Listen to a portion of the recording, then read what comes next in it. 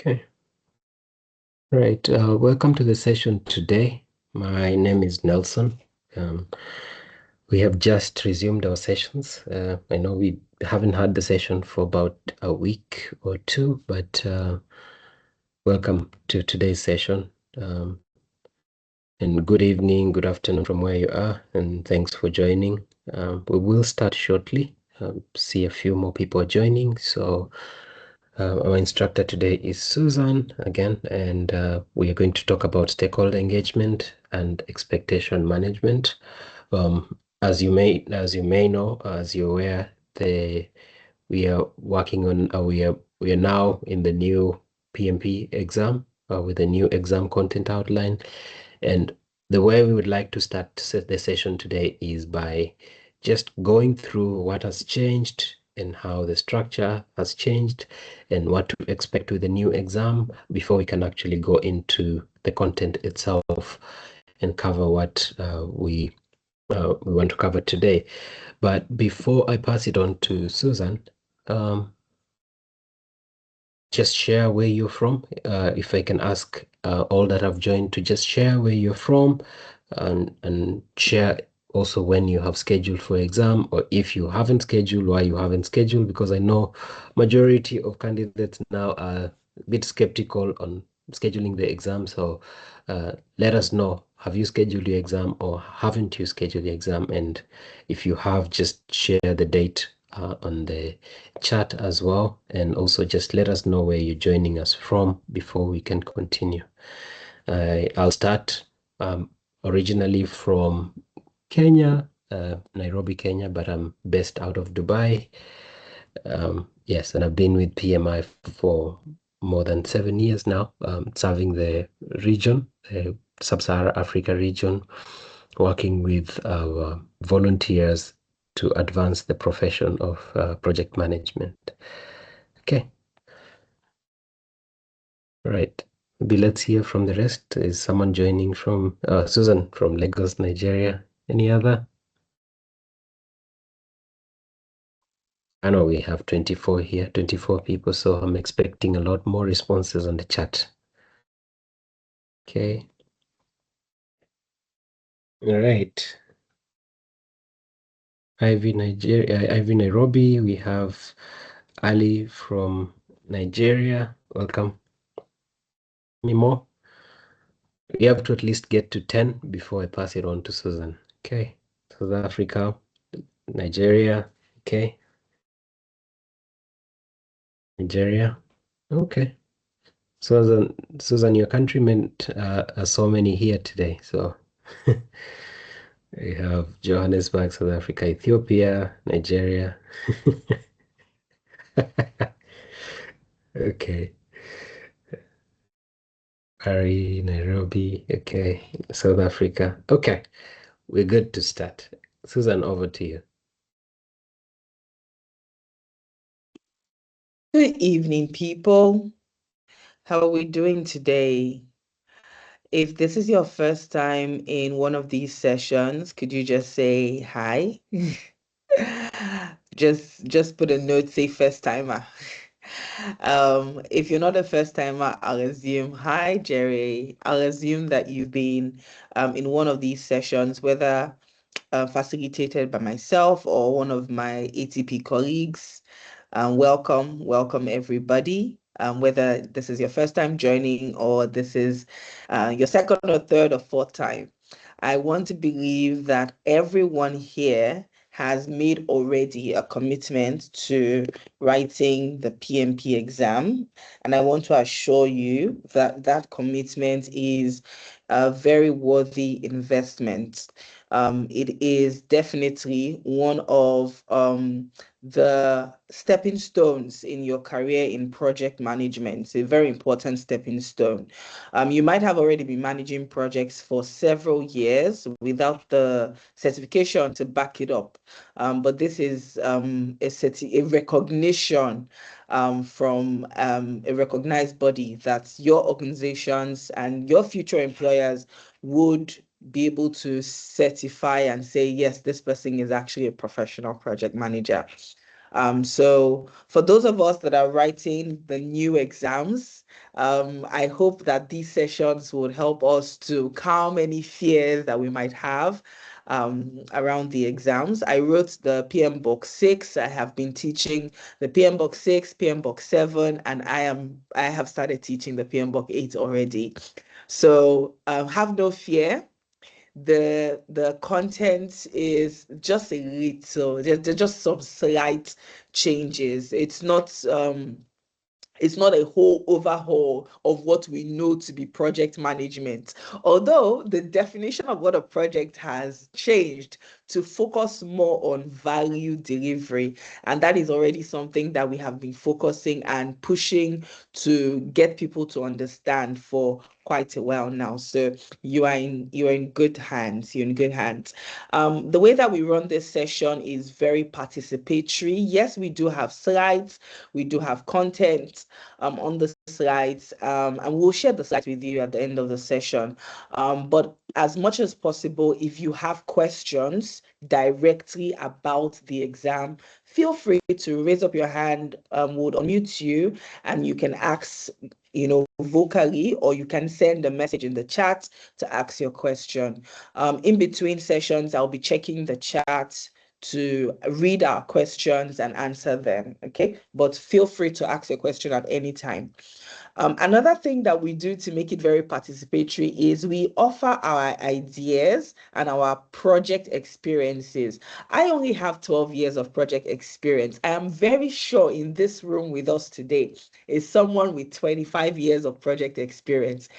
Someone here, if you are the person that I'm talking about, please raise your hand. Someone here has 20 years experience. Someone here in this room has 10 years experience, 15 years experience. So of course we want to hear from you. Even if you've just started out your journey in project management, maybe you've just met the mark. PMP says that the requirement is 3 years of project experience as one of the requirements or the criteria for when you fill out the registration form. So if you've just met the mark, it's this year that is your third year of managing projects. We also want to hear from your experience because we'll be talking about stakeholders, which is one of the most interesting parts of the PMP exam. Actually, it is 33% of the exam because when you're talking about stakeholders, you're talking about everybody that is interested in the project. Let me say it again.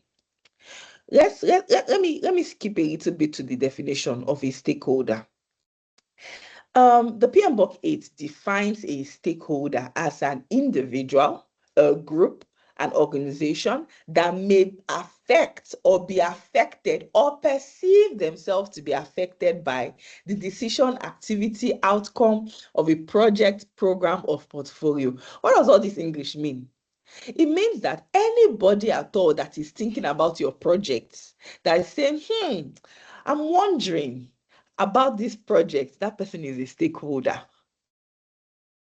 So every team member, whether they are in your organization, they are directly part of the project team, or the people on the roadside that are going to be affected, or they are thinking in their heart that if this project happens, it's going to affect me either negatively or positively. They're a stakeholder. So you can imagine the scope of the people that we have to manage in your project, and that is what we're going to be talking about.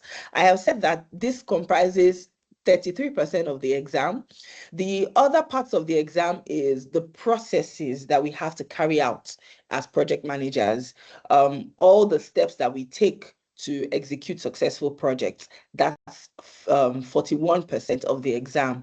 And then 26% of the exam is dedicated to our business environment, your industry laws, your industry nuances, which will differ from industry to industry.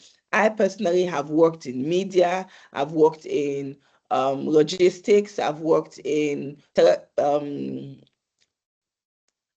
consulting, tech consulting and project consulting.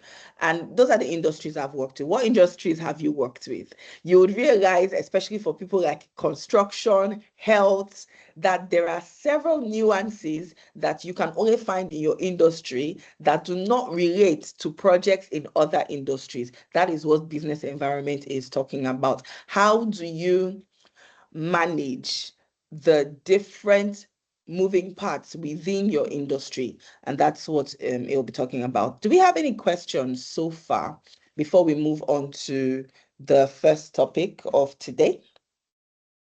If you have a question, you can either put it in the chat, you can raise your hand, and you would unmute you. Another thing that we do is I usually call on someone. Sorry, I'm trying to charge my phone, my laptop. We usually call on someone to be a co-facilitator for the question session. So we have some mock questions in between as we're learning, so we can be sure that we're actually learning things that impact the exam, but we want to draw on our experiences so that we can remember, because our experiences are valid and they're the things that help it to stick. Because the PMP is not testing your knowledge, that they're not testing if you can cram the PM Book 8 and spit it out in the exam. No, they're testing the application of that knowledge. And how do you apply knowledge if you're not able to relate it to your own experience? You understand? So the more you're able to relate what we're discussing with your experiences, the easier it will be to do those scenario questions in the exam hall. Okay. All right, people, let's go ahead. We're talking about aligning stakeholder expectations. Before we begin to align expectations, let's understand, first of all, who are your stakeholders and what are their expectations? What are expectations anyways? Right? So let's start from understanding who are stakeholders first. I've defined it, and I don't know if anybody has had any surprise stakeholder. Do you get what I mean? Like, you started out the project and you had mapped out in your project, because I believe all of us here are project managers. So I'm not assuming that is a beginner class. So you've mapped out your stakeholder logs, and in your mind, you've identified your stakeholders, you know who they are, you've analyzed them, you even have a stakeholder matrix that you're using to monitor the impacts, the people who are interested, people who are invested, people who are informed, all of that good stuff. And then you had a surprise stakeholder, somebody that you had not anticipated. Anybody that has such an experience that you want to share with us? Anybody? I'm going to answer Philip's question while I wait for a raised hand. So when you raise your hand, Nelson will allow you to unmute your mic, and we can share your experience. So Philip is asking, is it that the exam order was redesigned or the course structure and material was affected? Okay, I will do my best to explain that. And let me see. I think I have something in my slide to talk about it. Okay, yeah, let's talk about it. So the PM book, the Project Management Body of Knowledge by PMI, Project Management Institute, is a standard, like a textbook, right? And it provides some guidelines as to how we manage projects as a professional body, like professionals as part of one group. How do we manage projects, right? So it provides guidelines. So it comprises of the textbook comprises of two things. It comprises of the standard for project management and guidelines that project managers should follow, right? And in the version 7, we had 12 principles and 8 domains that we were using to say these are the principles of how we manage projects, or the guidelines, and this is the standard. So the standard was the principles, and the guidelines were those domains that we work with. And now we've condensed the 12 principles into 6 principles, and we've looked at, instead of we're looking at now. I think Nelson, correct me if I'm wrong. Let me open my PM book. It's right here. We now have, I think is it 8 domains or 7 domains now? But we're not testing you again on the textbook, but the exams are based on the language of of this new version. That is what it is. Like the language, it's based on the language of the new version. And it includes some AI scenarios, because real workplace, have AI agents working with them. Today's workplace has a lot of complex stakeholders. How do we manage those? How do we manage hybrid teams where you have some teams are AI agents, some teams are human? How do we connect to get the real values or get our business outcomes? So let's say if they had this, maybe they had a whole batch of questions that they were shuffling through to set the exams based on the version 7. It's a whole new batch of questions based on the version 8. I hope that clears it up a little bit, Faith.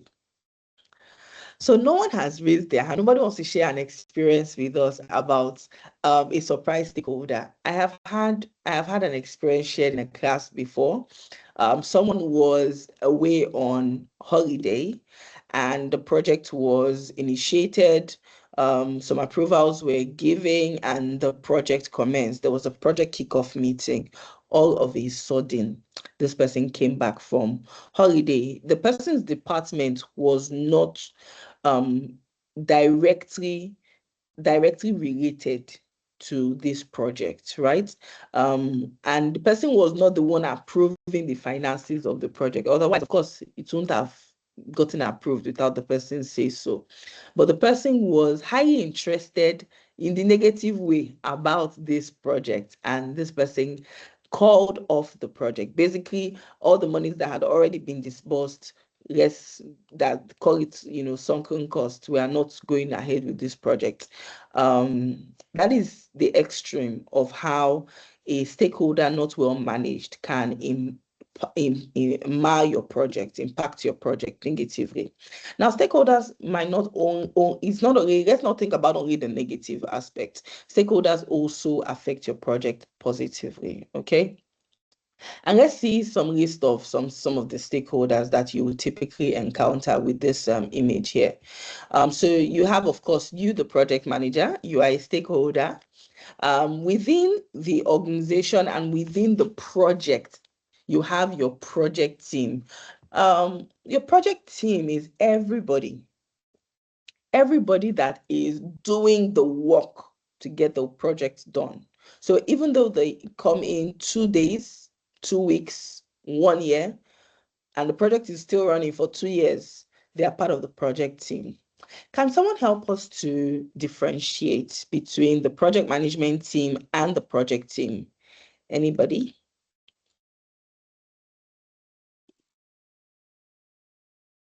Hi, Anna Marie. Good to have you here again. Yes, I can imagine that there will be some new stakeholders introduced that are appointed in a position that are directly involved. Okay. Um, Boniface is asking how the exam is measured or scored.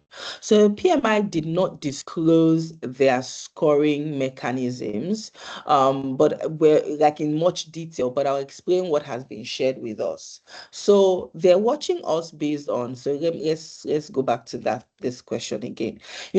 I feel every time I teach this, the composition of the exam, it always feels like it is like everybody already knows it, but it's good that we're asking questions because this is exactly what the exam is, what they're testing us on, right? So there's something called the exam content outline, or ECHO, and it basically looks at the different places that questions would come from. Let me draw that up. Nelson, could you help me with a link to that? I should always have that on hand. I have so many things open on my Yep. system. Sorry. I'll share it in the chat. All right, thank you very much. So your exam content outline, and I'm going to show us in a bit, would show us how what things that's what do we call them? They're not focus areas, domains, and then the kind of where the questions would come from, basically. And we've said that 33% of the questions are going to come from our people domain. That means they're going to be asking you questions about how you manage stakeholders for 33% of the exam. That's 33 divided by 180. Is it 175 questions now or 185 questions? I know some five of the questions are mock test questions, sample questions. They're not scored, but 33% of the entire questions are based on about people. 41% of the questions are about your processes, and 26% of the questions are on business environment. So if out of that 33%, right, you get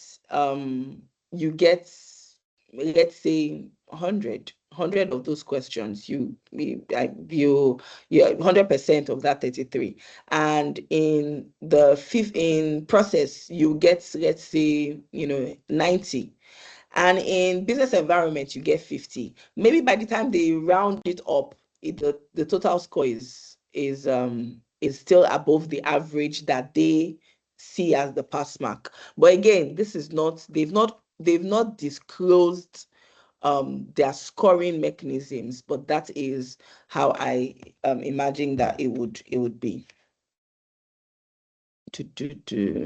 Okay, so somebody is telling us, Anamari is telling us the difference between your project steering committee, senior management, decision makers, and your core project team who are responsible for the execution of the projects.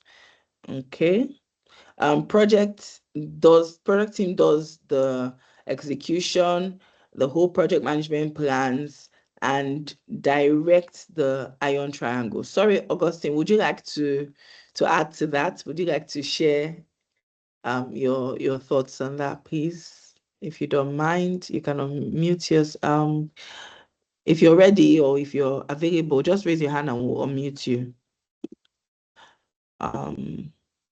I do see you, and I am allowing your mic. Yeah, thank you.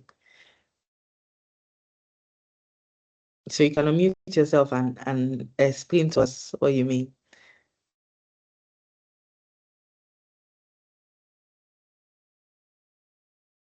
Hi, Augustine.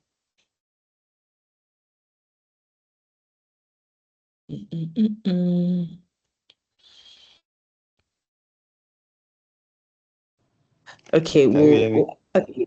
Yes, I can hear you. Yeah, good evening, everyone. Evening. Thank you for taking us through. My little knowledge about the project team is that they're the one that does the execution of the project directly, while the project management team is, I don't know whether I can call it a subset. They do the planning. They also monitor the cost, the budget, and every other thing, so that everything can go as planned. That's my little knowledge of project team and project management team. Beautifully Thank you. put. I love it. Thank you so much for sharing that. So, just like Augustine said, the project team are the people doing the work.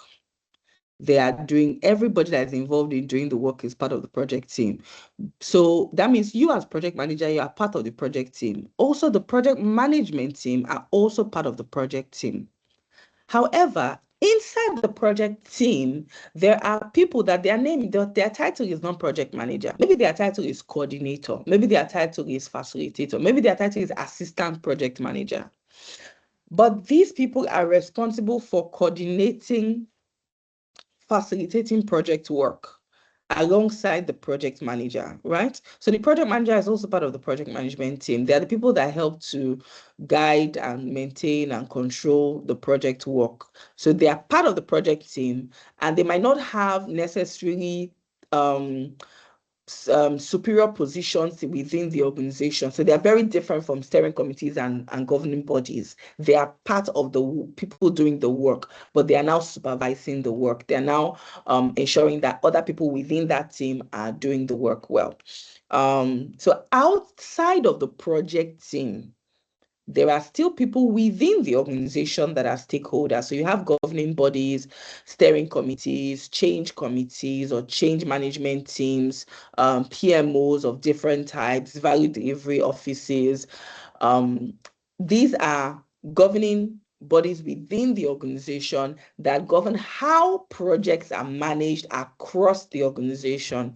And you would typically need to work with them to get resources, work with them to get directives, escalate to these PMOs or to these governing bodies to take executive decisions that are beyond the scope of the project manager, right? So these are some stakeholders that are within the organization but out of the project team, as you can see in the external circle. Now, in this third circle, you can see there are people who are interested in your project. They are affected by your project and they can affect your project, but they are not in your organization and they are also not in your project team. So we're talking about people like suppliers, customers, end users, government authorities, regulatory bodies. You have to get maybe you're sourcing from them or you're buying from them or you're delivering to them. You're getting licenses from them, approvals from them, you're getting monies from them, whatever it is. They are not part of the project organization and they are not part of the project team, but they are also critical stakeholders. I hope we understand. And again, I know we are very senior people in this our class, but if you want us to explain something a little bit, or you would like us to break something down a bit more, this is for you. This session is for you. So please go ahead and ask. If there are no other questions about the general idea of who our stakeholders are in a project, I'll be moving on. Now, stakeholder identification is done. This is a project question. Wait. Let me know. The answer seems to be on the screen. Let me remove it. Then I'll ask the question. Stakeholder identification is the first step. If you're looking at your process map of the 40 processes, so we used to have 49 processes, it's now 40 processes. If you're looking at this process map of your 40 processes, one of the very first things in there you will see is stakeholder identification. You identify stakeholders as early as your initiation phase of the project. You identify stakeholders as early as that. But when do you identify stakeholders in the project? And I want to give you I should have finished asking the question before I explain that part. Okay. Do you identify stakeholders? Brenda said it's throughout the project. That's the answer. That's the answer to the question. I've not yet said the options, but it's actually a live question. When do you identify stakeholders? Initiation stage, planning stage, execution stage, throughout the project, in batches? The answer is throughout the project. Why? Because we've said earlier that you can have surprise stakeholders. You can have team members that they only come in at the half mark of the project, or 2 weeks to the close is when you will need to get this sign off from this particular stakeholder. So that's when the new hot cake has entered the villa. Until then, you don't know about the stakeholder, or you only know of the stakeholder. The project has not started interacting with the stakeholder. So we identify stakeholders throughout the project. That was the question. So yes, there are some stakeholders that is easy for us to identify them. I mean, you cannot miss your project sponsor because they are the one. If they are not there, the money for the project, the resources for the project will not be released. So you must have you must have your project sponsor. You must have your project manager. You must have the project team members, right? Your end users, your customer. But there are some persons that if you do not do a clear mapping process, you might miss out on some of them. Where can you find where's the first source? Because remember I said the first point where you identify stakeholders is during initiation stage. Which documents are we working with typically during the initiation stage? Can I have an answer for that, please? You can just write it down here. What document at the initiation stage do we already have our project plan, a project management plan? Brendan says stakeholder register. Okay, so the stakeholder register could be one of the documents, but it's inside of something. Okay, Salome says the project charter. So the project charter will be created at the end of the initiation stage. So what we would have at the beginning of the initiation stage would be our business case. And the business case will be comprised of assumptions and constraints of the project. And some of the assumptions that it is containing are things like our stakeholders that we've identified. So maybe you've not started to map anything, because maybe by the time you've called it a stakeholder register, you might have imaginations that you need to start mapping out who is doing what, in which type of stakeholder are they. You've not started that yet. All you have done is identified the stakeholders based on your assumptions and constraints listed in your business case. So your project charter will be based on the validation of those things in that business case. And based on that, we create our project charter and we can do a project kickoff meeting and commence the project. Catherine calls it a project concept. Catherine, what's your industry? Is it construction? So I'm sure that different organizations and different industries might have certain names that they call these documents, but I want us to stick to, for the purpose of our exams, just because we want to pass our exams, I don't want to confuse ourselves. I want us to stick to the PMI language. So it might be that what your organization calls the project concept is actually the business case. All right. Are we still together, people? Are we still together? So you want to have these documents like the first, I said the first stage is your business case that you're going to in your initiation. And this is a continuous cycle. What does it mean? For each new stakeholder that is identified, you must understand, analyze, prioritize, engage, and continuously monitor them. So it's when you say when we say stakeholder engagement, it is a continuous process. All right. So it's not just that, oh, in fact, the language has changed, right? In where you would have seen stakeholder management in version 7, version 8 uses the term stakeholder engagement. And this is because you're not necessarily managing the people, but you are making sure that they are adequately engaged, which means you're giving them the necessary information as when due. You're not giving them more information that they need, and you're not leaving them wanting information, asking and reaching for information, and they are not getting that information. All right. So how do we understand and analyze our stakeholders? Identify their names on a list. Or remember that stakeholders could be individuals, they could be groups, they could be companies. So when you write their names, it's not necessarily must the individuals' names. They are individuals, but they are also organizations, they are also groups that you would identify in your stakeholder register. And you build and develop the register as you go on through the processes of your project. Right. What are some things that we measure in stakeholders? Why? Why do we measure things like power and interest? I'd like to hear from us, please. Why is it not enough to just say, okay, Sika is one of the is one of the project stakeholders for this. UNESCO is one of the stakeholders. The community, maybe it's a public health project.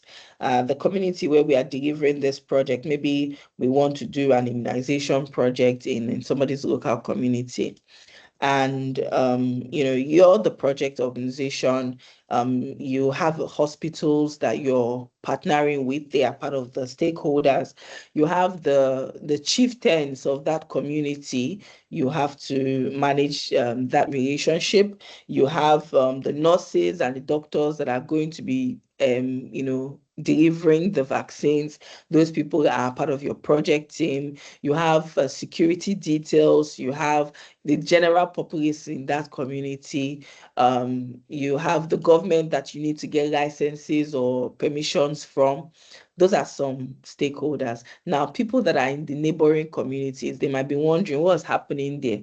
Waiting they happen, waiting they so they are part of your stakeholders, even though you might not see their power as high. So now I'm asking, do we relate the same amount of information and in the same channel, the same mood to every type of stakeholder in that project? So let's say for the project, you have to set up some structure, temporary structure. So you have some people constructing something temporary so that people can come in there and rain is not going to beat them while they're there.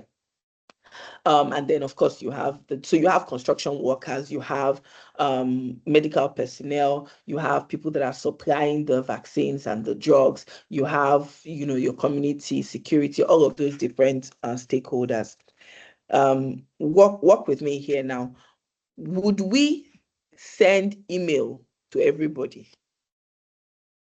What type of communication modules would we be using? Can someone talk to me here? Anybody in health sector, anybody that's done a public health project before or has an idea of this example we're talking about, please share your experience and how do we relate to different types of stakeholders?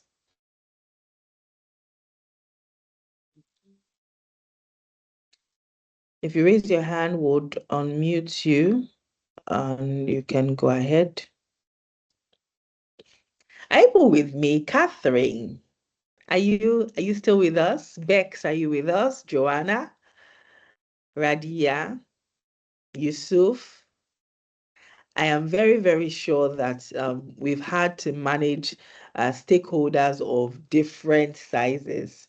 Lydia, I'll ask the question again. So we have a public health project and we have different categories of stakeholders. And I'm asking, why do we categorize the stakeholders? Why do we communicate with them in the exact same way? Share your experience. You can either use this example or you can use a real life example. George, do you want to add to your message?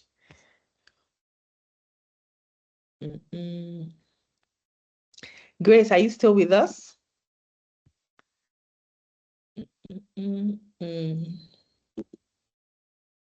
Thank you. I'll read Radia's answer. Other people are also welcome to contribute. Radia says different stakeholders have different communication needs. Some people want face-to-face, some people want email. Brendan says that there's different impact and influence, and the stakeholders will require different communications. No, non-Ranha. Please forgive my mispronunciation. According to the influence that the particular stakeholder has. So I'll add to that just because we're not in a position to unmute ourselves. Maybe we're driving home or we have some other engagements. But please let us participate as much as possible.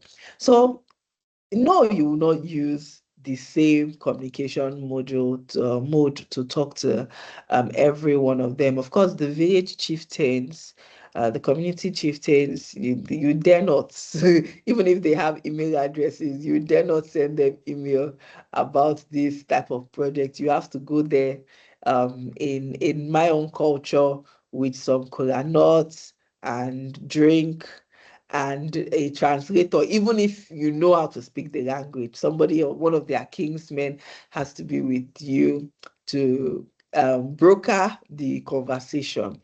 And then when you're you're dealing with the government, of course, you are dealing strictly on your licenses, your documentation. You're not telling them the details of all the steps that you're taking. Oh, we have now laid the foundation for the clinic. Oh, we have now done this. No, you just give them the next necessary information that they need to allow you carry out that, or give you the license that you require to carry out your project. And for the people, maybe you put a board, a notice board, coming soon, public health clinic. Maybe you send town criers, or you put something on the radio, put something on their notice boards that this is coming soon. For the community youth leaders within those groups, because you need people to champion the projects and make sure that there's buy-in. You would maybe have meetings with them, town hall meetings with them, discuss with them, why are we doing this? This is the benefit and all of that. So different types of, then your nurses and your doctors, you might have physical meetings with them, you might send them emails as well. Your construction workers, you might send them messages, text messages, you might call them, you might have physical meetings with them. So these are different communication modules for the different categories of stakeholders. So because your stakeholders, if you do not know them well enough, you will not know the right mode of communication and the frequency of communication that they require. Some people, they need information on as needed basis, once a month, twice a month. Your project team probably needs daily communication. Some people need communication hourly. They need to know how is it, what is happening now. So the different communication requirements of each stakeholder is one of the things that require us to now categorize these different stakeholders. We want to know what's their power level within the project or within the organization. Can they make or mar this project? What's their interest level? What is their um influence? So somebody can be low power, but they people, when they gather people listen to them, so they have high influence, but they might not be an authority figure. But they are usually people that you want to get their buy-in, because they could be champions of your project that help others as well to buy into the project.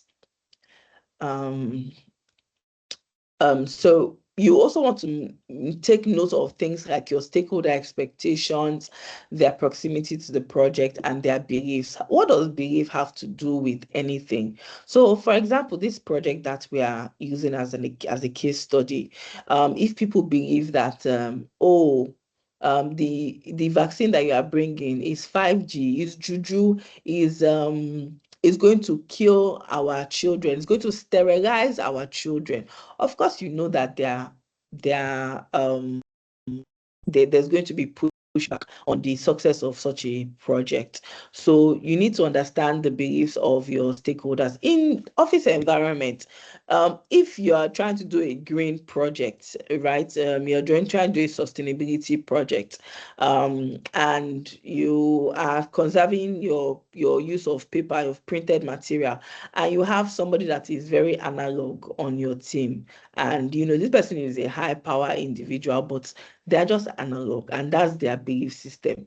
You need to take cognizance of the different belief system of key stakeholders within your stakeholder map. So it's very, very, very important. Adiniro adds that we need to anticipate the needs, interest, influences, expectations, and social cultural impact of the stakeholders on our project throughout the life cycle.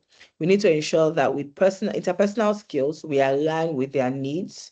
We align their needs with the objectives of the project, as well as monitor their attitude towards the project's success, while ensuring we pay attention to analyzing and responding to feedback. Thank you so much for sharing that. So let's now that we know what we need to be analyzing and understanding with our stakeholders, let's do some mapping. Okay.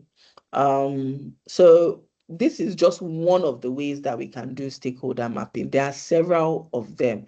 And for your exam, this is a basic one that you need to know. For your real life projects, if your organization uses stakeholder influence, power interest matrix or grid, that's okay. If your organization uses a simple spreadsheet, that's okay. Whatever is most comfortable for use is that's the best tool. There's no one best stakeholder mapping tool, but this is the basic that you need to know for the exam. So basically, when you have your stakeholder influence and power grid or interest and power grid, you want to measure who are the people, and you're not going to use their names, but you probably have code names for them. Who are the people that have high power and high interest in this project? When we say power, they can undo and undo power or influence in the project, right? And you people that are high on both, you need to manage closely, right? They are high power, high interest, you need to manage closely.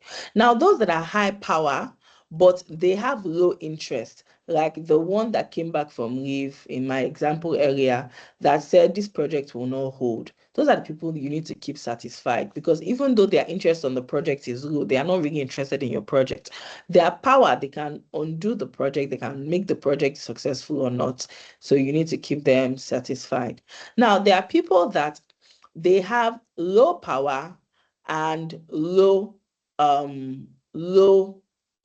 interest. You are not going to dismiss them completely just because they have low power and low interest. No, you're going to monitor them and ensure that you don't, if they change, their power can change, their interest can change. So you want to just keep them on track and monitor them. And then those that have high interest but low power, you want to make sure that they have the information that they need.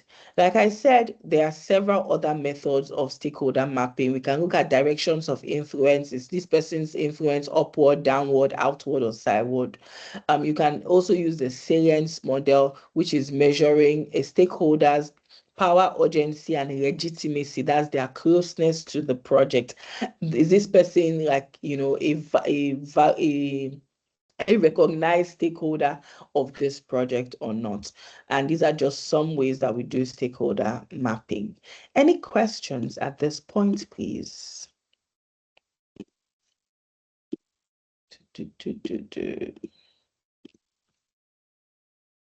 This not as engaging as I was expecting it to be. What's happening? What's happening? All right, we're having questions. We're having mock questions, exam questions coming up soon. So at least we'll get to answer those. But well done, everybody, for staying on topic.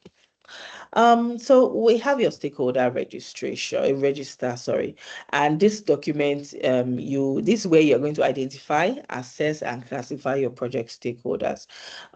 You capture things like the names of the people, their project titles or their titles, their project role, their role on the project, and any expectation that they have mentioned, and even the ones that they did not mention, the ones that you have observed that this person would want, you note it down. Their influence, their attitude.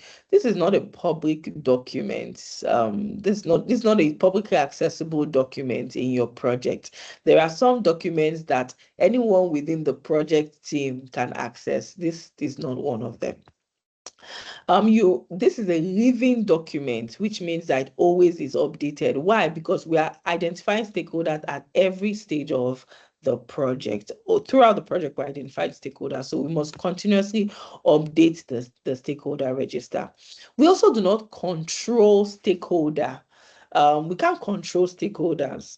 So what we do is that we monitor, which means we are checking has something changed. If something has changed, then we update the register. Okay.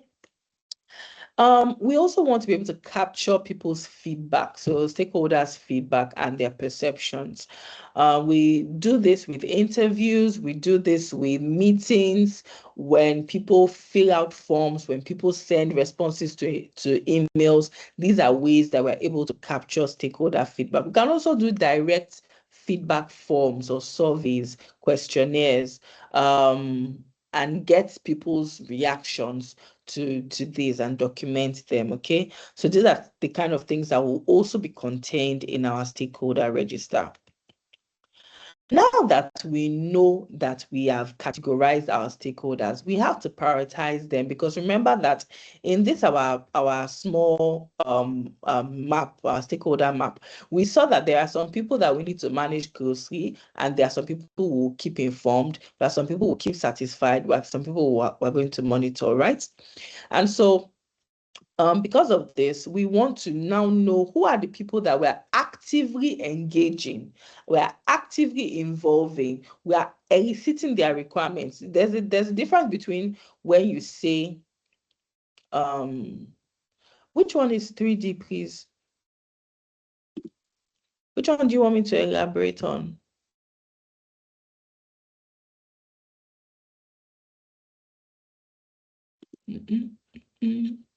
You can unmute yourself. Yeah, thank you. When you are trying to classify stakeholder, talk about the salient model, talk about urgency, then talk about the other one, talk about salient model. Then you talk about 3D grid or something like that. So I don't really understand the 3D grid you talk about. Okay. So I mentioned the salience model, and I mentioned power and interest grid. And Yes. I don't remember mentioning 3D. There might be one named 3D, because I mean these are social. Okay. Sorry. Something like that. This is social science. So okay, the stakeholder cube. So there are Okay, that's several. stakeholder cube. Okay. Yes, the stakeholder Understand. cube. Okay, the grid model that is used to represent. Okay, yes, that's the stakeholder cube. So it's just let me find an image for it. The grid stakeholder cube. Let me just do image search and so we can see it. I don't know if this is going to be clear. It's still talking about the same things that we measure. Give me a second. I'll share my screen. It's good to ask questions.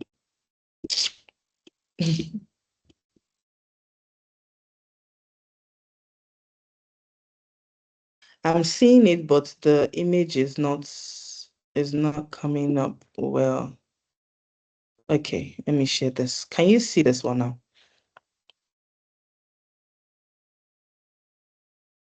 So it's still the same things that we're measuring. It's just a different way of presenting the information. So we're still checking the people that have an influence on the project or the outcome of the project, their legitimacy to the project, that's their appropriateness or rightness of their involvement in the project, and the urgency or the time sensitivity of their claims to the project. So that's the 3D framework for prioritizing stakeholders. Like I said, there are several modules and modes of describing or presenting this information. But all we want to do is we want to categorize our different stakeholders and understand how they can affect our project. I hope that's a little clearer. Thank you for the question. Okay. Where was I?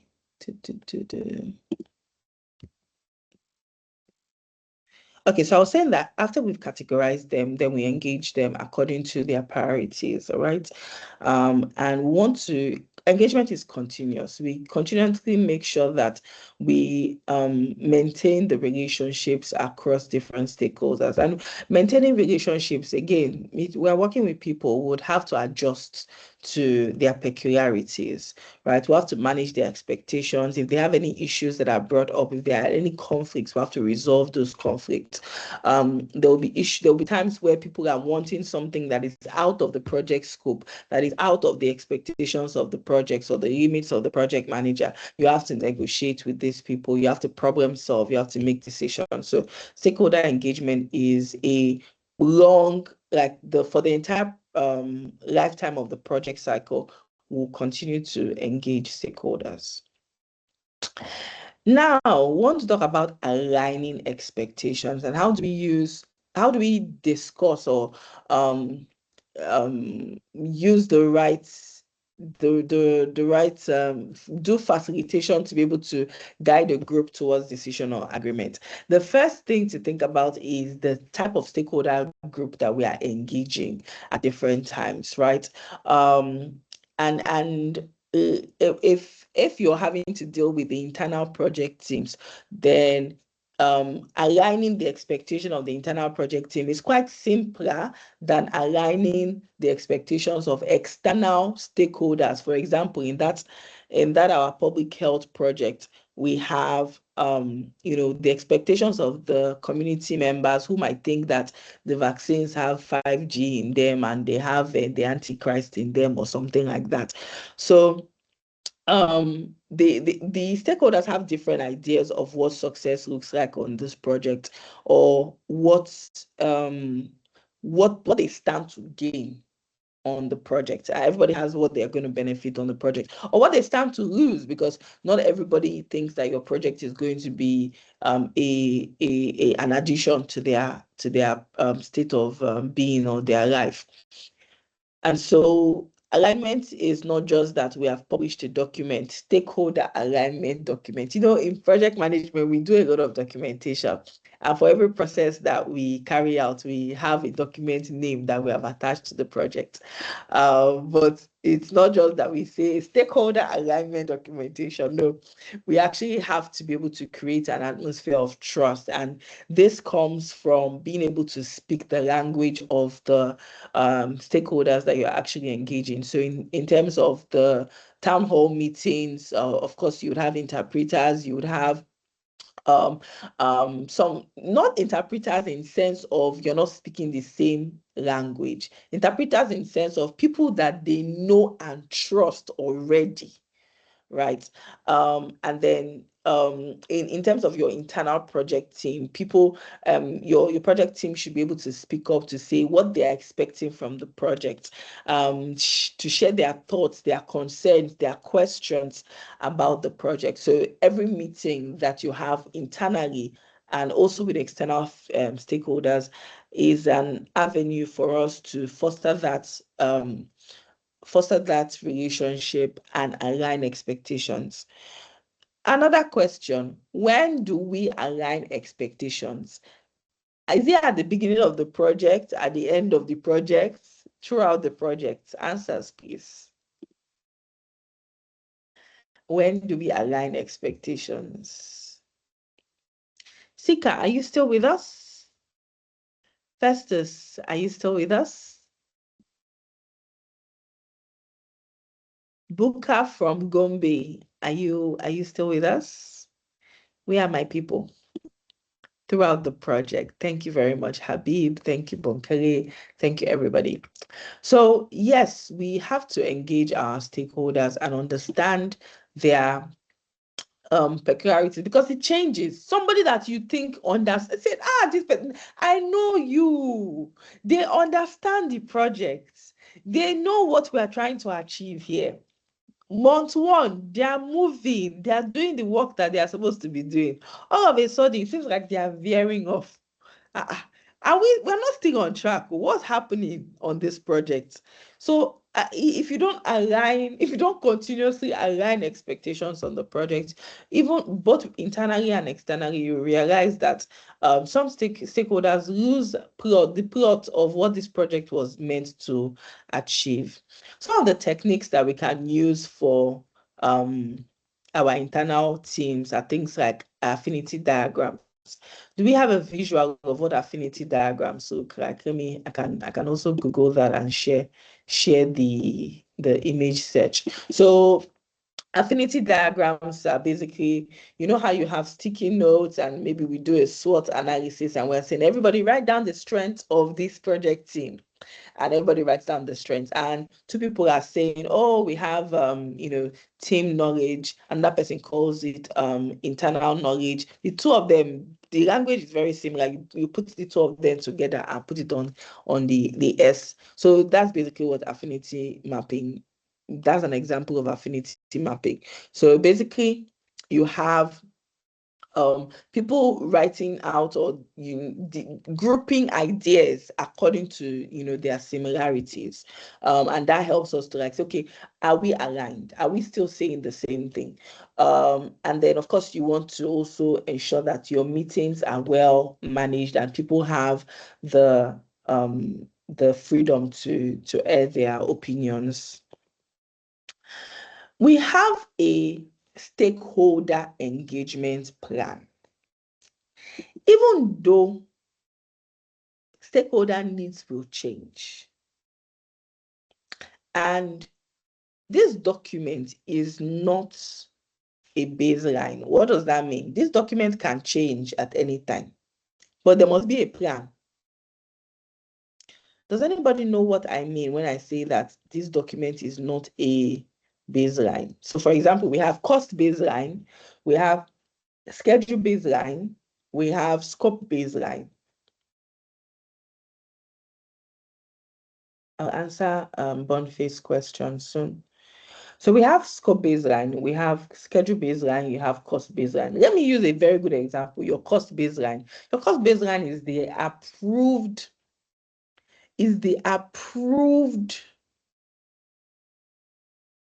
aggregates of all the costs that the project activities is going to incur. Is approved, which means that if you go beyond it, you will need additional approval or if you want to go beyond it, you will need additional approval. However, your stakeholder engagement plan is not a baseline document, which means it does not need approval for you to change it. What are the things in your stakeholder improvement? Sorry, Augustine, are you still raising your hand from last time, or is still a new one? Thank you. Geremo says that it's dynamic. Yes, it changes because our stakeholder requirements needs they change. Brandon says that stakeholders change during the project, so the stakeholder register needs to be updated along with their communication preferences, their frequency of communication. I appreciate that. Projects are complex and priorities may differ in the various stages. Adenora says we are not measuring a performance against this. That's why it's not a baseline. So it can be modified without necessarily going through a change management process. All correct. Thank you, everybody, for your contributions. I appreciate that. So what's different between our stakeholder engagement plan and the communication management plan? So communication management plan is focused more on the how and the when and the whom. So it's just basically saying, oh, we're going to have this meeting at so and so time. We're going to have this other meeting at so and so time. We expect this other report every Friday. We expect this group presentation every month. We expect, so it's taking us, how are we going to send information? When are we going to send information? Who is responsible for disseminating and administering this information?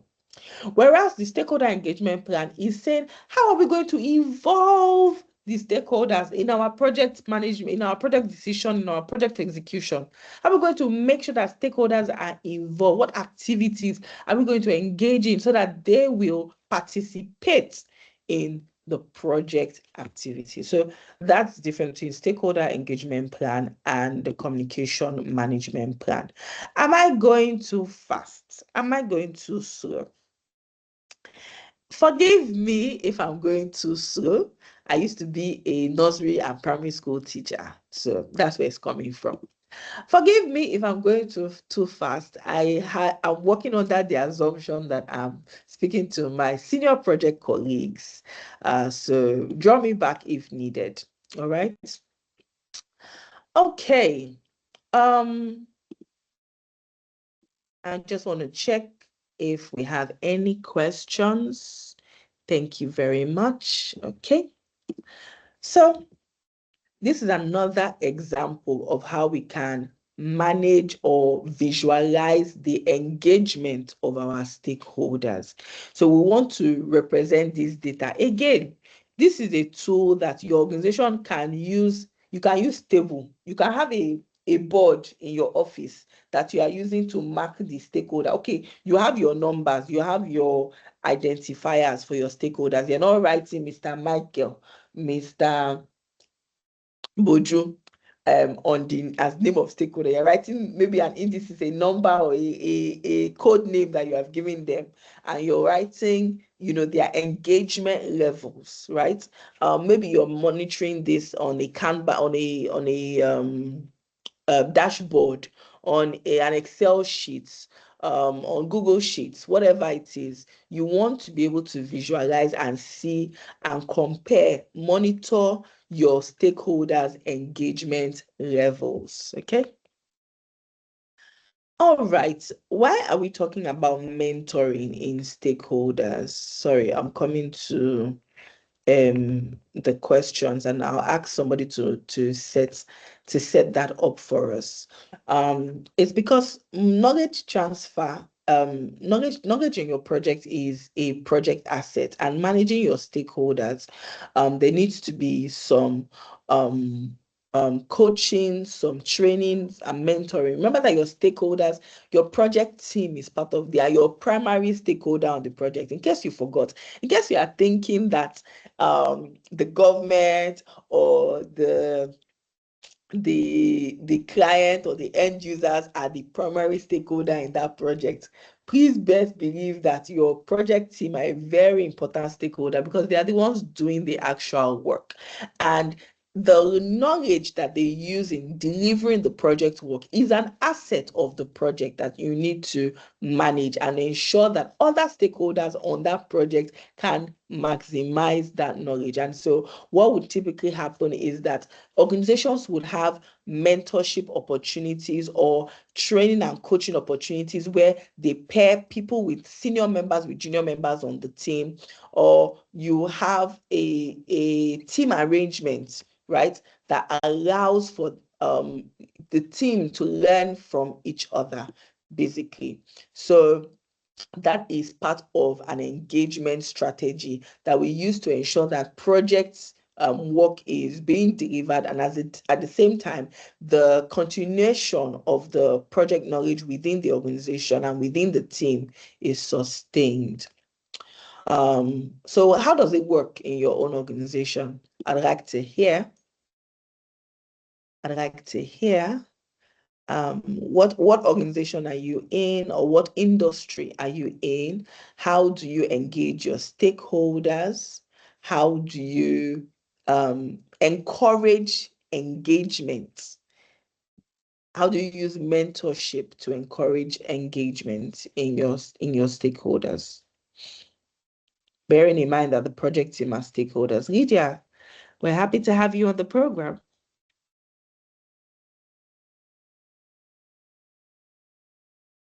You can unmute yourself, please. Hi, good evening. Can you hear me? Yes, please. All right, great. So I work in the developmental sector, and generally we engage via meetings, a lot of meetings, a lot of discussions, and we engage with a lot of discussions, bilateral as well as sometimes workshop trainings and those kind of things. Sometimes, depending on who the stakeholder is. If the stakeholder is a donor, then the engagements might be different. It would require us going by filling certain donor requirements that may be documented. We do a lot of storytelling so that they know how their funds are being used and how they're being engaged. So we try to bring it to practical so that they see that the donations they give actually producing the expected results, or showing them where the hitches may be, and we work together towards finding solutions. I don't know if that is close to your answer, to your question. Thank you so much for sharing that, Lydia. I appreciate your experience. Mr. Deniro, you would like to add to the conversation? Let me unmute you. Go ahead, please.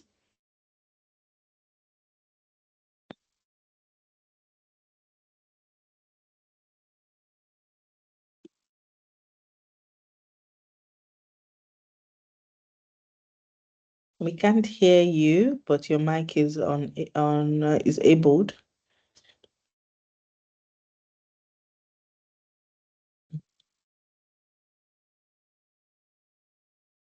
Okay, I think we'll try again some other time.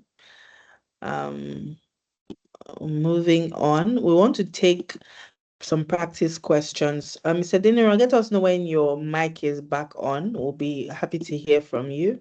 Do I have a volunteer for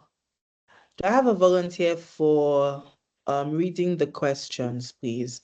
So we have some questions. Everyone, please just put the answers in the when we start with one, just put your answers down in the chat. Do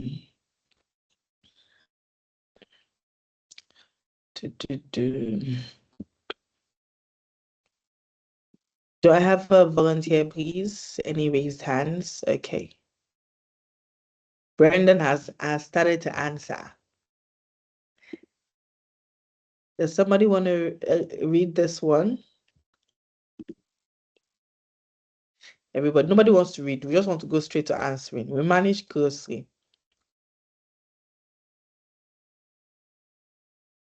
Someone who has high. Okay, go ahead. Okay, so the question is, oh, all right, no, go for it.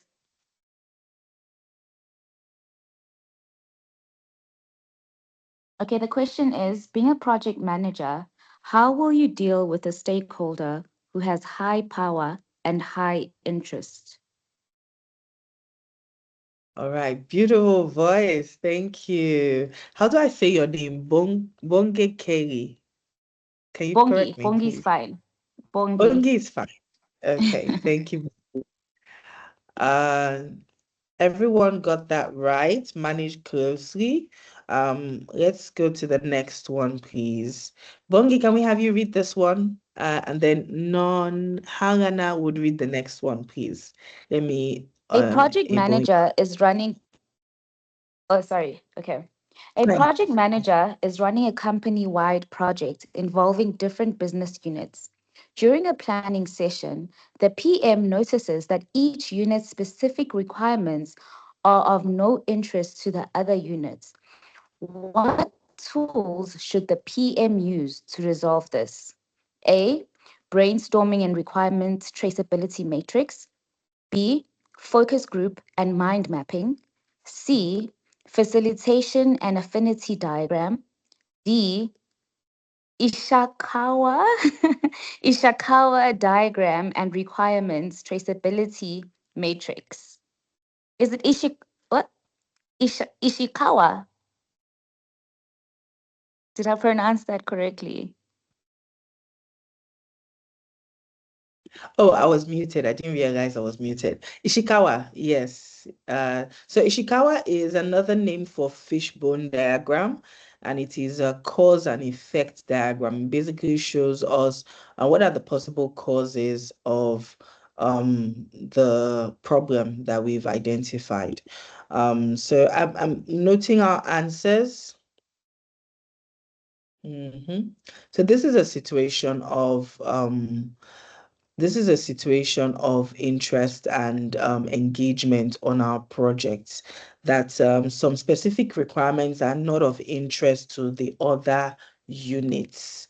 So it might not necessarily be a problem, right?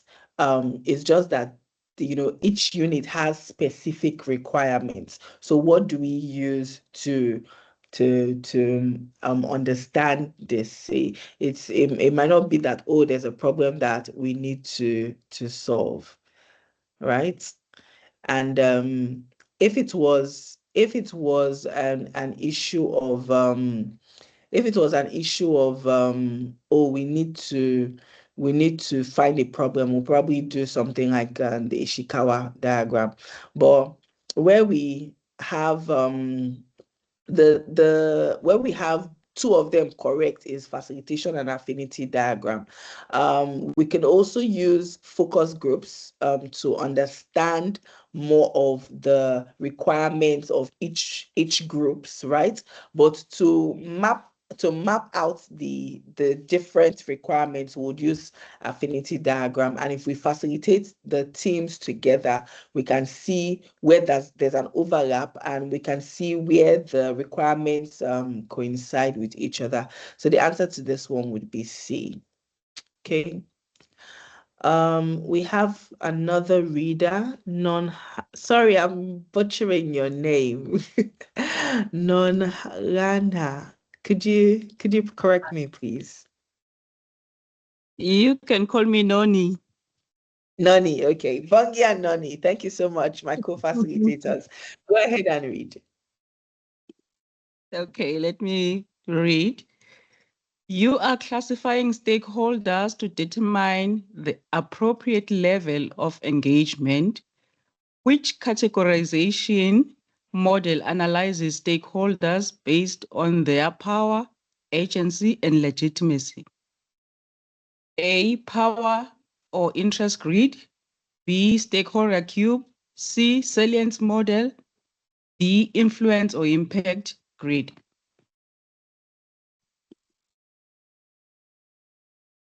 It was very good that somebody asked that question earlier, right? I can't remember who it was.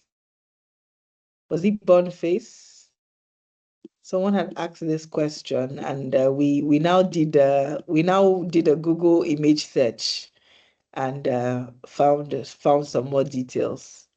So I think we know the answer to this one.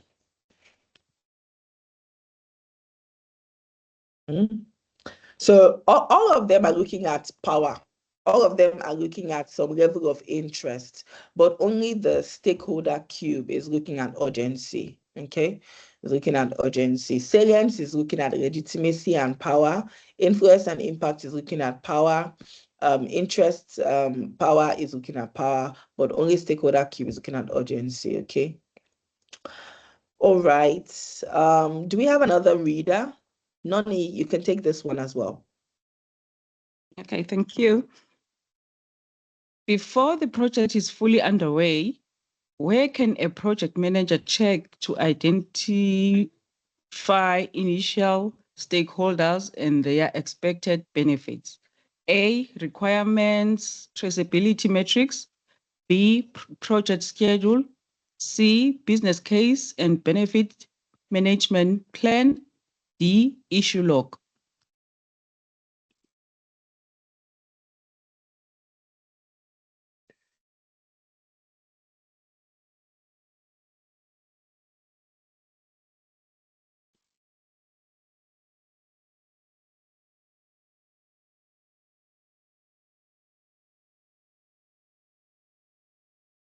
Okay, thank you very much for your answers. The correct answer for this one is like you rightly put, C, business case and benefits management plan.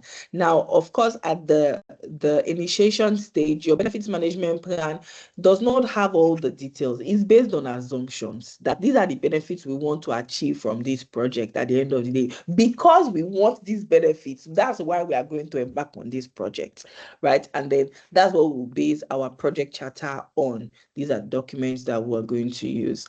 I have been called out for my lack of gender parity. So I would like a male reader for this one, please. Can we have a volunteer? Thank you very much for ensuring some balance, Catherine. Can I have a male reader, please? Although we enjoyed the voices of our sisters this evening. Very, very beautiful voices. I'm sure we have we have another sonorous reader. That's a male. I think, is this the last one? Yeah, that's the last question. So can we have one more reader before we go?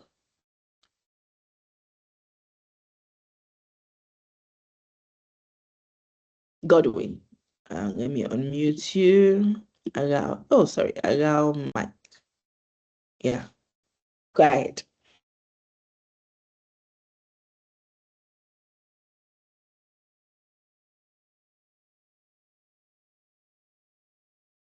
Okay, Can you is it speak? me? I can You hear can you hear now. me? Yes, please. Thank you. All right. So the question is, this is Nathan. When creating the stakeholder register, what specific assessment information should be documented to help proactively align expectations? When creating the stakeholder register, what specific assessment information should be documented to help proactively align expectations? A, financial compensation. B, work breakdown structure assignments. C, role, major requirements, influence, and classification. And then D, daily meeting schedule. Over to you, Chair. Thank you very much. Let's look at that. Let's see our answers. Everybody says C, C, C, C, C. Okay, yes. So we're capturing the role, the major requirements, the influence, and the classification. I have a correction. Give me a second. Let me just look at that message by Brandon. Okay, my bad. I think we had 2 correct answers there. It wasn't one correct answer. It was both the, let me go back to it. Thank you very much for bringing that to my attention. It was both the, where is it? Okay. It was both the stakeholder cube and the salience model. So the salience model also analyzes based on power, urgency, and legitimacy. Thank you for bringing that to our notice. We all need to, pay attention so we're successful in our exams. All right, we've spent the major part of this class or this webinar on understanding stakeholders and their engagement. How do we engage stakeholders? Now let's talk a little bit about managing their expectations. You can't satisfy human beings. The least you can do, the small thing that you can do is you can manage their expectations. What does it mean? So first of all, you need to identify their expectations and record and document them. So expectations would differ from the people that are internal to the team, the project team. They have expectations. The people that are internal to the organization, remember that our cycle. People that are internal to the organization, they have expectations different from the people that are external to the project organization. So your customers, your end users, the regulatory bodies, they have certain expectations of you, and you're going to categorize this in your requirement traceability matrix. We'll talk about that in a bit. But your project success is defined by actually the way you get your definition of value from the project. The very first document that defines value in the project, what we're trying to achieve in the project, is your business case, first of all, and then your project charter takes in, from that business case and articulates that this is what we are trying to achieve. A lot of other project documents would draw from the business case to see this is the value that and the benefits that we want to achieve in this project. But let us look at some of the people that you want to ensure that they get us well on the same page with them, right? In terms of expectations. The first is your project client, and this is especially for organizations or project organizations where the client is external to the project. The person that is sponsoring this work, that is saying, let us carry out this project, they are not in the project organization. So in the case of this, our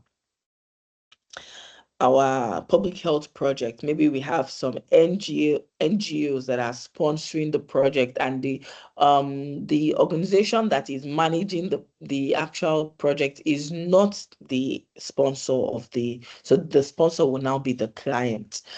In some cases, your client or your customer, in this case, if they are internal, you call them customer, could be a department in your company that is separate from the one executing the project.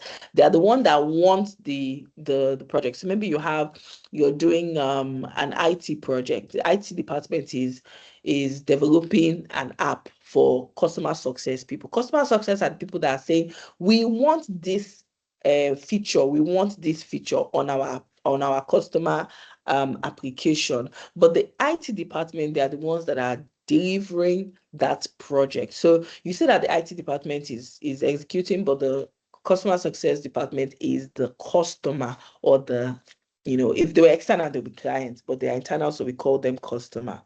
I hope we are still on the same page. So basically, they are the ones, your customer is the one that determines the requirements of this project. I'll say that again, because there's a difference between customer and end user.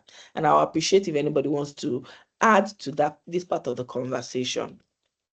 The difference between customer and end user is, your end user, they can give you feedback, but you've already created the product or the solution or the service and pushed it out. Then they see it and they now say, oh, we want to use, like, we can improve on it. Now, the only time that an end user has a say in the requirements of your project, that they have expectations. Everybody has expectations. Bear with me. All types of stakeholders have expectations. Me, I'm saying that, and PM Buck is saying that the stakeholder that you're going to write their expectations down and use their expectations to guide the work of the project is who? The customer. And I'm using the word customer because it can also refer to clients, but customer is internal, client is external, okay? So they are the ones that say, we want this module, we want this we want this app to look like this, we want this house to look like this. So if maybe you are building a set of duplexes that is going to be sold later on to end users, it's not the end users that is going to tell you how you should design the house. It's the person that is building the house that will tell you how you design the house. The only case, again, I had not finished that sentence, is when the end user is also a customer. So maybe somebody is developing a property that is for their personal use. So they are also going to be the end user. But in this first instance, they are your customer. I hope we got the distinction between customer and end user, because that is very important. So your end user, so your client might not be able to articulate rightly that this is exactly what I want to see. However, it is your responsibility to translate all the English they are speaking, all the diagram that they are diagramming into an agreed set of expectations that will be documented in different ways. So we can have scope statements, which is typically sometimes the organization or the client will give you a statement of work that this is what they want you to produce, right? And then based on that, you now develop your scope statement, which you break down into your WBS and forms your scope. When your client validates it or your customer validates it, it becomes your WBS, or it's part of your WBS, which is your work breakdown structure. So your scope statement, your work breakdown structure, they are components of your scope baseline. Remember, scope is one of the things that are baselined in a traditional project management or in waterfall project management, not in Agile. In Agile, we don't baseline scope. right? But in waterfall project management, we would have our scope baseline, and that's something that we cannot change without a change management process. Okay, so the requirements that are given to you by your customer or your client is what will be contained in your scope statements. Okay, now, what else? Where else do we gather requirements to?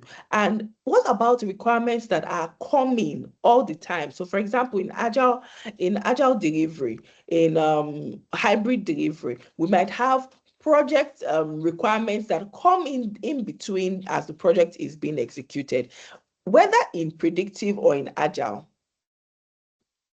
Whether in predictive or in agile, please remember that the requirements traceability matrix is a document where we record all the requirements from the different categories of stakeholders.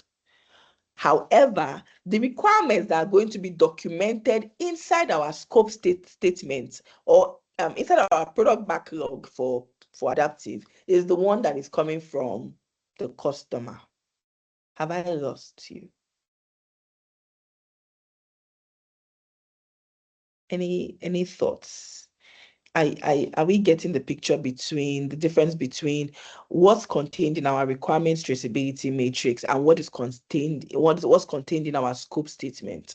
Where do we document scope in agile? It is in your product. I've lost the term. Can somebody help me? Where do we document scope in your agile backlog, your product backlog? I lost it for a minute. Your product backlog. So your entire product backlog is all the scope items that you want to deliver, all the features, functionalities of that product that you want to see at the end of the day. And it is organized based on the customer value, what the customer sees as valuable. So you see that the customer is king as one of the stakeholders. Before we discuss all the stakeholders, we say all stakeholders are important. Now, Susan is now saying that some stakeholders are more important than others. In this case, the customer is king in terms of the value that we want to see at the end of the day. It is not determined by your team. It is not determined by your end user. It is determined by your customers. And we document it in a scope statement, your WBS for predictive, and for agile, we document it in your product backlog. However, other stakeholders, they bring up requests, they bring up requirements. In fact, there are some requirements that are very important that must be included, but your customer did not remember to put it. Maybe there are legal requirements, your customer did not remember to put it. Maybe there are compliance requirements, your customer might not have remembered, but it is still part of the important functions and functionalities or modules that you need to see in your projects at the end of the day, or your product at the end of the day. All right. So now, how do we now confirm that we have met those requirements? Because I first of all talked about where we document the requirements, right? Those two documents. So where do we document? How do we ensure that the requirements have been met? So we have two different things here: the definition of done and the acceptance criteria. So your definition of done is what must this deliverable that we're bringing out, what criteria must it meet before we can say it is ready for customer use? So this is an internal document. Your team is having a checklist that they're using to say, have we completed this? Have we completed this? Have we completed this? Now, on the client side, they have their own version of these are the things we must see before we can accept that the deliverable has been completed. And it is something called an acceptance criteria. So typically, the content of definition of done and acceptance criteria is the same. But who is using it or who is checklisting or marking it is different. So your definition of done is an internal checklist, while the acceptance criteria is what the customer uses to validate that what they've requested for is what is being produced. Okay. Are we still together? All right. So I mentioned a requirement traceability matrix, and that we keep on adding anytime you see matrix or you see log in project document, this is a document that is updated frequently as daily in some cases. So this matrix is not a fixed document, it's not a baseline document. It's dated though. That's the difference. It's not baseline, but it's dated. And when requirements come in, they can be accepted and delivered. They can also be rejected. What does that mean? Somebody can say, oh, I want this feature. And you know in your heart of heart that we're never going to do that. It is still part of the things that you have to document, that this feature was requested by so and so departments. However, if that feature, for whatever reason, was not seen to be of high value to the customer, that feature will not be delivered, it will not be developed. And so the feature could have been rejected, and it will be there on the requirements traceability matrix. It was requested this day by this person. It was rejected this day for this reason. Okay. Now, when features are requested and they have been developed and they have been screened against your acceptance criteria, then it has to also be registered in your requirement traceability matrix that this feature has been developed and delivered. All right. So that's what you have in your requirement traceability, because remember that it is based on the project objective or the business case that we are able to say this feature is valid, right? For internal projects, you would use your business case. For external projects where the client did not provide a business case, even though you would have probably created one based on that their scope statement, you can refer back to the client to say this is what the client needs, right? And this is what the client requires. All right, let's talk about monitoring satisfaction and engagement. Um, Engagement is a continuous process, and so you keep on adjusting. Sometimes there's high levels of engagement, sometimes there's low levels of engagement, depending on where the project life cycle is. Sometimes you need more people to be involved, and sometimes you don't need as much people to be involved. So it's not necessarily a problem if at some point people are not as engaged as they were before. But you want to also do some measurements in between to check at different milestones. It's not like every day we're going to be measuring stakeholder, are you satisfied? Stakeholder, are you engaged? But from time to time, at some milestones, it will be good to measure the engagement. And it's not necessary that you call it a stakeholder engagement survey and then you ask them directly, are you engaged? Are you satisfied? There are questions that evoke people's responses and help them to come out of their shell and discuss, what are they, how are they contributing to the project, and how are their responses being validated? Are they seeing progress in the project? And how do they feel about the project generally? Direct conversations are also a great way to check for engagement. You can call people up, you can go to, if you're working in physical locations, you can speak to them directly. The acceptance of criteria of the deliverables is also a way to indicate that the project is going smoothly and the stakeholders are engaged, that we're still on track, we're still aligned with what the stakeholders were expecting. Because if we're not aligned, then when we bring the deliverable, they'll say, no, that's not what I asked for. This is not what we requested, right? But if so far they are still accepting deliverables, we are doing good. So that's one way to measure. All right.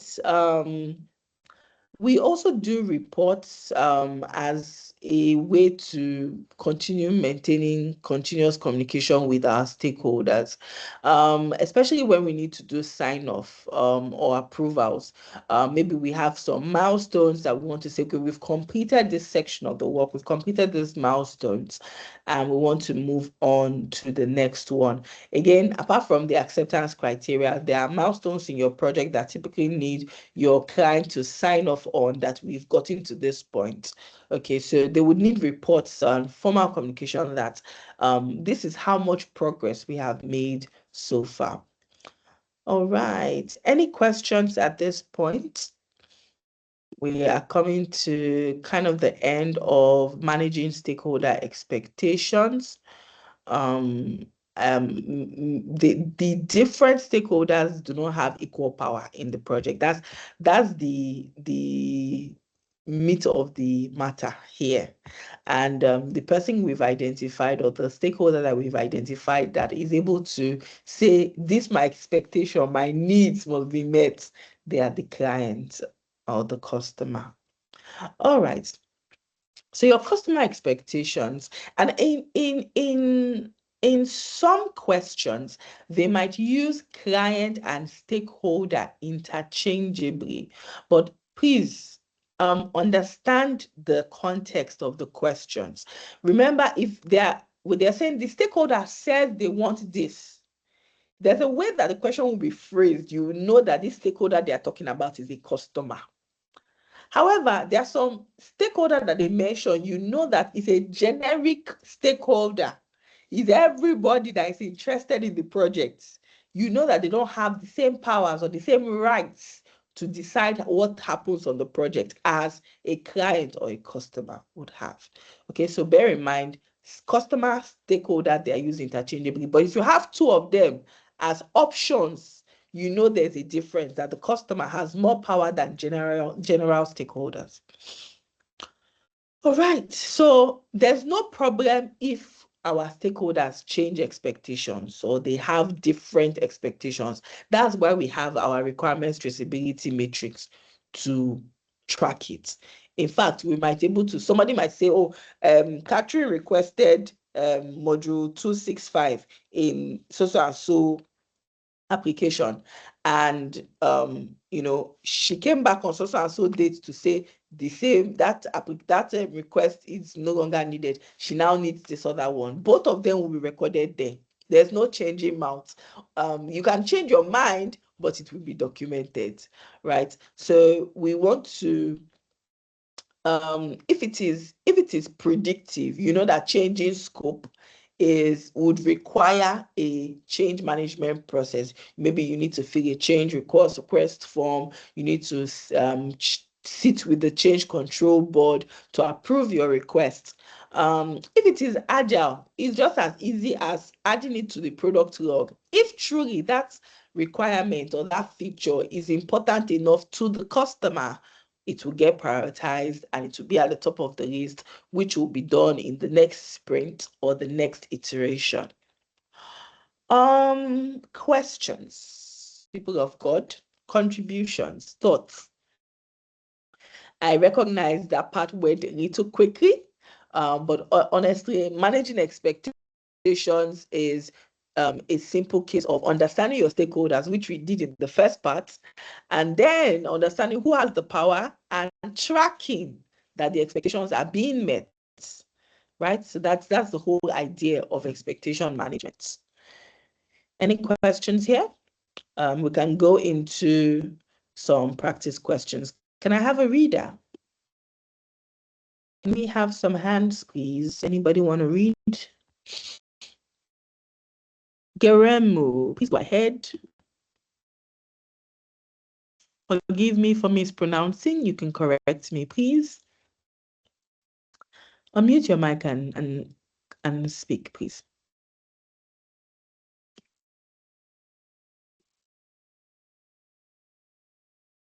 Did I mispronounce your name so badly that you don't know you're the one I'm speaking to? No. You pronounce it correctly. Geremo. Geremo. Okay, thank you. So please read the question. Okay. For which process is the stakeholder engagement assessment matrix prepared as a part? A, identity stakeholders. B, manage stakeholder engagement. C, control stakeholder engagement. D, plan stakeholder management or engagement. Is it audible? Yes, yes. Let's see our answers. People are not answering this time around. This one is not so obvious.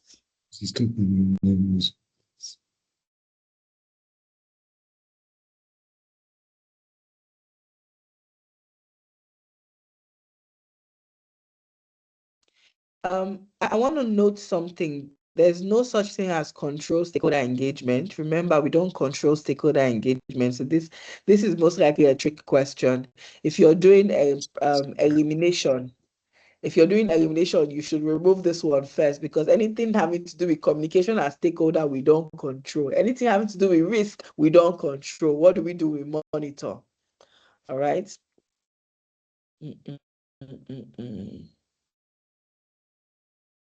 Okay, when do we do the assessment matrix? I see a lot of D's. Thank you very much. It would be in when we are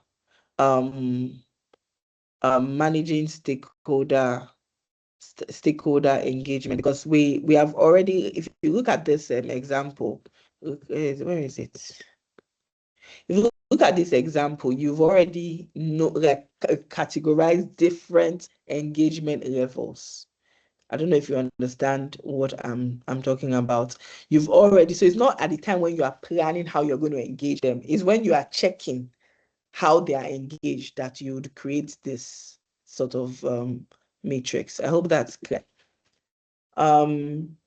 Let's read the next question. Where are we? Okay. Geremo, you can read this one, then we'll have another reader for the next one. Please raise your hand for our next reader, but Geremo, go ahead. A project manager went on a vacation and returned to Discord. According to two stakeholders, stakeholder C is causing problems. Every day for the last 2 weeks, stakeholder C sent an email to the team, checking progress and giving new instructions. What should the project manager do? A, supply the requested information to stakeholder C, but keep a record. B, check the communication management plan to verify whether the request is allowable and handle the stakeholder accordingly. C, report this breach of ethics to the project governance committee. D, tell the team to start following stakeholder C's instructions. Okay, by virtue of elimination, I hope we can see some of the questions that we definitely do not want to select. Can we see that we cannot be reporting people so quickly? We have to follow some due process before we are reporting people to committee. Okay. Another thing that we cannot do is we cannot immediately start following a new instruction. So if there's a conflict and somebody is requesting something, your answer is most likely not going to be that you must start following instructions. Okay.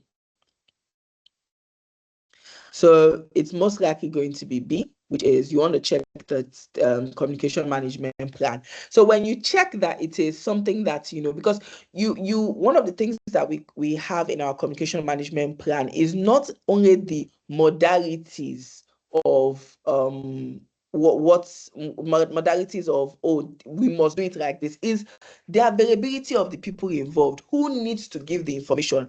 How are we going to give the information? So that communication management plan would also allow for adjustments and modifications. So it's based, when we see what is obtainable, then we can now make adjustments. Okay. Also, are you ready to read for us? Let's go to the next question. Can you read for us, please? Unmute your mic and go ahead.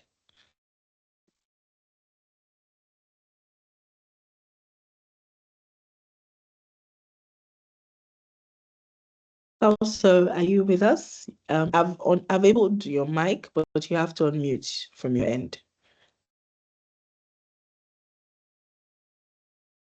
Musa? Yes, I have muted. Okay. Okay, can you hear me? Yes, please. Okay.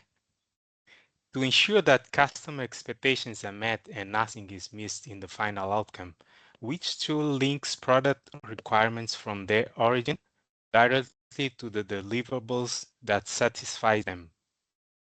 A. Work breakdown structure. B. Requirements traceability matrix. C. Project scope statement. D. Network diagram. I think this is an easy one. Can I see our answers? Thank you, everybody. I agree. It is B.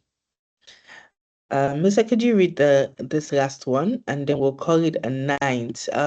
If you have any questions that we haven't answered yet, please feel free to type it, raise your hand, and we can address it before we close for the night. Musa, let's read this last one. Okay. A PM sends project reviews and meeting invitations to all stakeholders. However, a stakeholder located in a different country expresses concern that they are not receiving all project information. What should the PM do to ensure that the stakeholder feels engaged? A. Establish social networking amongst stakeholders in addition to using advanced media techniques for project reviews. B. Meet with the stakeholders to provide special project report and any other additional information they require. C. Escalate issue to management. D. Determine the stakeholder specific concerns, address them separately, and send the individual special report. Okay.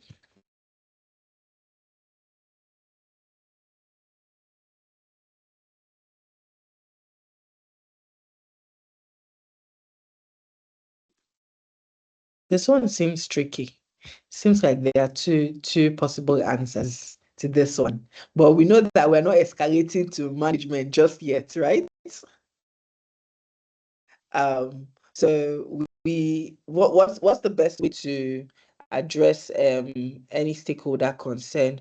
Most likely it is to meet with them. But this one is already saying that we're providing the special reports directly. That's why this one is not correct yet, because it's saying we must do what the stakeholder is requiring.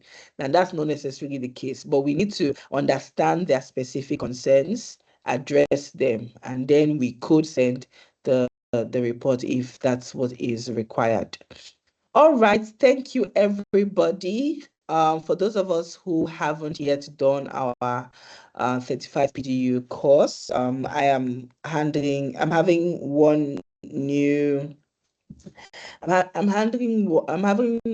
new cohort starting August 15th. You're welcome to join us. I think I have scan here that you can use to join the class. We typically have 5-day crash courses, but our favorite at Xenon Consulting is this 6-week program where we have facilitators who used to be former students, which is the most interesting part of this type of program, because we have very seasoned speakers come in to explain certain points where their areas of interest are. So it's a really fun one. You should join us if you haven't already gotten your 35 PDUs. If you've already gotten your 35 PDUs, but you want to get some support or you need to ask some questions, you're welcome to reach out to me. You can connect with me on LinkedIn. You can connect with me on Instagram, or my phone number is on the screen as well. WhatsApp is on the screen as well. Any parting words before we go?